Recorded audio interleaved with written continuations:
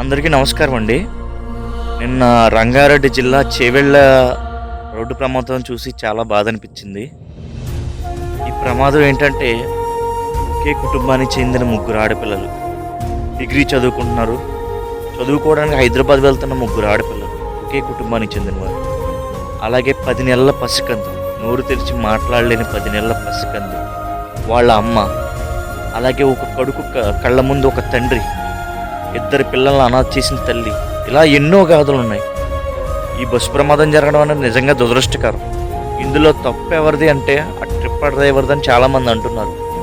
ఏదేమైనా జరగాల్సిన నష్టం జరిగిపోయింది. ఈ సంఘటన నుంచి మనం నేర్చుకోవాల్సింది ఏంటంటే, జీవితంలో ఏదో సాధించాలి, గొప్ప స్థాయికి వెళ్ళాలని ఆలోచించే వారి కోసం కాదు, కానీ జీవితంలో మనం ఎలాగన్నా బాగుండాలి, ఎదుటివాడిని మోసం చేసైనా బాగుండాలి, అవసరమైతే ఎదుటివాడిని చంపేసైనా సరే మనం బాగుండాలి అని ఆలోచించే వాళ్ళు ఒక్కసారి ఆలోచించుకోండి. ఉదయం 5 గంటలకు బస్సు ఎక్కారు, 7-8 గంటలకు హైదరాబాద్లో దిగిపోతారు, కానీ 5:50కి చచ్చిపోతామని వాళ్ళు అనుకున్నారా? అదే వాళ్ళ ఆఖరి జర్నీ అని వాళ్ళు అనుకోలేదు. అంటే జీవితం అనేది అన్ప్రెడిక్టబుల్, ఎప్పుడు ఏం జరుగుతుందో ఎవ్వరికీ తెలియదు. సో ఉన్న ఈ కొద్ది కాలం అన్నా సంతోషంగా ఉందాం, కష్టపడి బతుకుదాం, ఎదుటివాడిని మోసం చేయొద్దు, ఎప్పుడు చిరునవ్వుతో మనకు నచ్చిన విధంగా బతుకుదాం. నువ్వు ఎంతో కష్టపడి ఎదుటివాడిని మోసం చేసి సంపాదించిన డబ్బు నువ్వు తింటావా లేదనేది గ్యారంటీ లేదు. నువ్వు ఇప్పుడు ఉన్నావు, ఇంకో గంట తర్వాత ఉంటావు అంటే ఎవ్వడూ గ్యారంటీ ఇవ్వలేడు.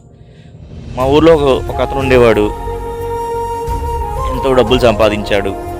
కరోనా సమయంలో జ్వరం వచ్చిన హాస్పిటల్కి వెళ్ళి శవమై తిరిగి వచ్చాడు. అతను సంపాదించిన డబ్బుకు విలువ ఉందా?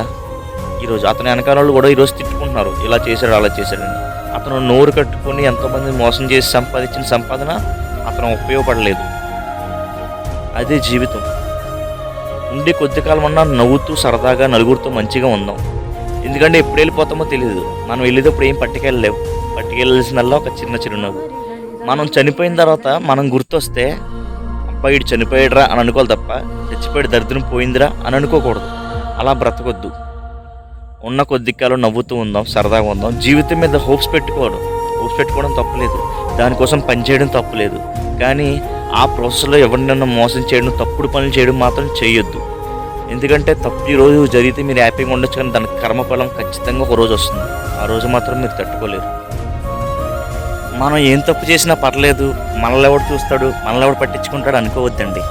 కర్మ వాచింగ్ ఎవ్రీథింగ్. నువ్వేమిస్తావో తిరిగి నీ దగ్గరికి అదే వస్తుంది. ఈరోజు నువ్వు 10 మందిని మోసం చేయొచ్చు, కానీ నిన్ను 100 మంది మోసం చేస్తారు.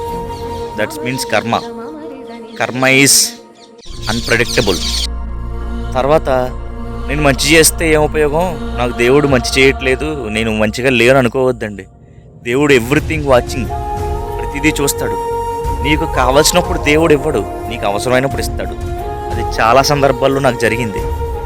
నీకు కారు కావాలని ఉంటుంది, కానీ ఆ టైంకి నీకు బైక్ ఉంటే సరిపోద్ది, అదే ఇస్తాడు దేవుడు. నీకు అవసరమైంది ఇస్తాడు, కావాల్సింది ఇవ్వడు. అది గుర్తుపెట్టుకోండి. ఏదేమైనా పోయిన ప్రాణాలు మనం తీసుకురాలేం.